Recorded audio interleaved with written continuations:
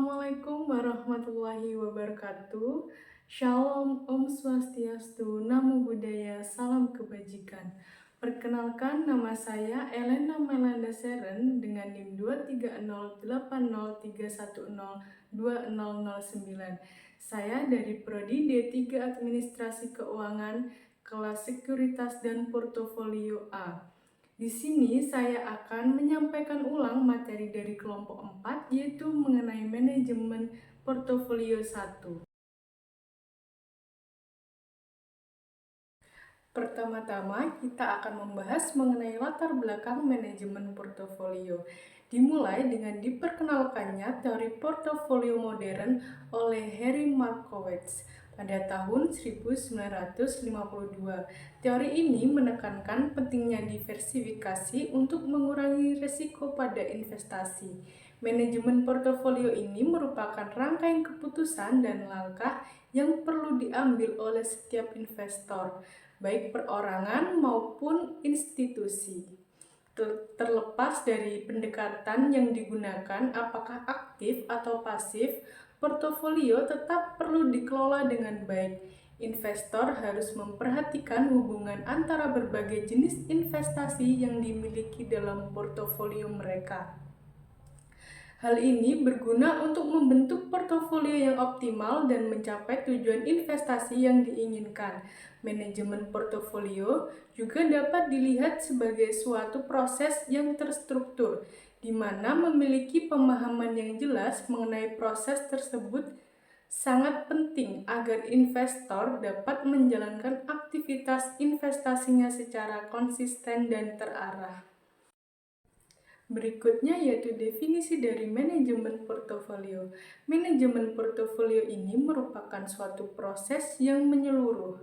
Hal ini terdiri dari serangkaian langkah yang dijalankan secara konsisten yang berguna untuk membentuk dan mengelola kumpulan aset dengan tujuan memenuhi target investasi tertentu. Untuk mencapai hasil yang optimal dalam manajemen portofolio ini, diperlukan kombinasi aset yang sesuai, serta kesiapan untuk melakukan penyesuaian terhadap portofolio sesuai kebutuhan. Hal ini melibatkan pemilihan, pengelolaan, dan pengawasan berbagai aset. Aset ini seperti saham, obligasi, atau properti dengan mempertimbangkan faktor risiko dan pengembaliannya. Teori portofolio. Teori portofolio ini dikembangkan oleh Markowitz. Menurutnya, pilihan portofolio dalam investasi dilakukan karena sebagian besar pemilik modal ingin menghindari risiko dan menginginkan tingkat keuntungan yang diperoleh. Pada teori Markowitz, merupakan pendekatan dalam manajemen portofolio yang menggabungkan analisis makroekonomi dengan alokasi aset untuk menciptakan portofolio yang optimal. Dalam teori ini menekankan bahwa keputusan investasi harus mempertimbangkan faktor ekonomi makro seperti inflasi, suku bunga, kebijakan moneter, dan siklus ekonomi. Tujuan dari portofolio secara umum, pembentukan portofolio bertujuan untuk mengurangi risiko pada pihak yang memegang portofolio. Pengurangan risiko itu dapat dilakukan dengan diversifikasi risiko.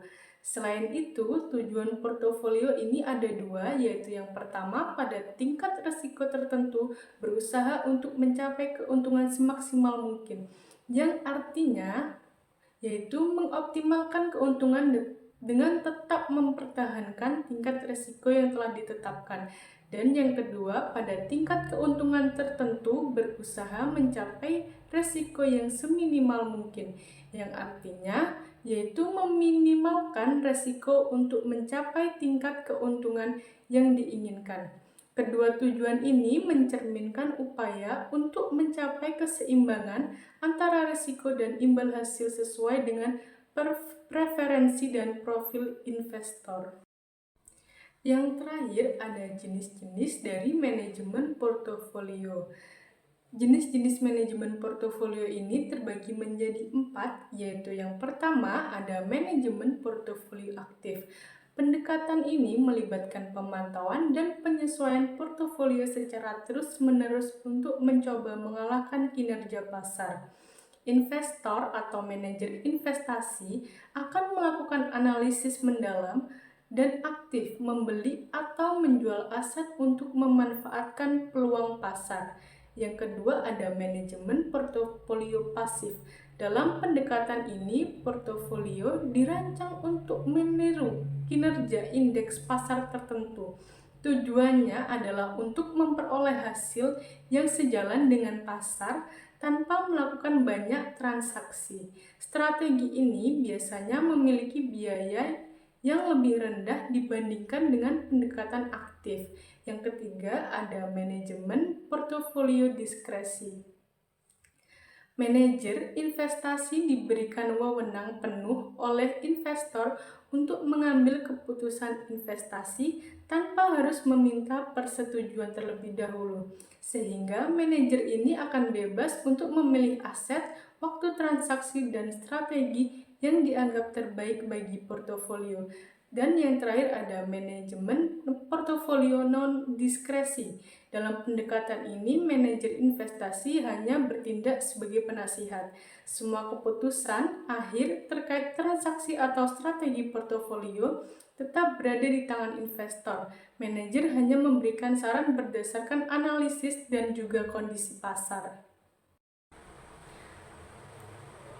Kesimpulan dari pemaparan materi yang saya sampaikan mengenai manajemen portofolio 1 ini adalah manajemen portofolio merupakan proses strategis dalam merencanakan, memilih, dan mengelola kombinasi aset investasi untuk mencapai tujuan keuangan investor dengan mempertimbangkan resiko dan imbal hasilnya, baik melalui pendekatan aktif maupun pasif. Manajemen portofolio ini dapat membantu investor untuk mengambil keputusan yang tepat terhadap aset yang dimiliki dengan pemahaman dan penerapan dari jenis manajemen yang sesuai, seperti aktif, pasif, diskresi, atau non-diskresi.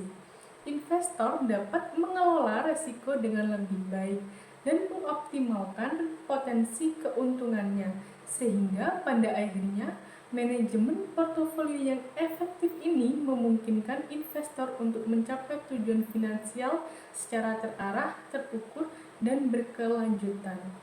Sekian pemaparan materi dari saya, kurang lebihnya mohon maaf. Semoga bermanfaat bagi para penonton dan juga para pendengar. Wassalamualaikum warahmatullahi wabarakatuh.